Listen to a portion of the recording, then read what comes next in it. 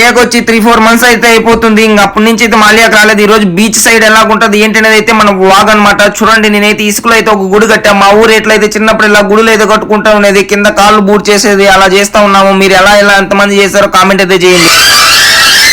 స్వప్నలోకాల సౌందర్య రాశి నా ముందుకొచ్చింది కనువిందు చేసి,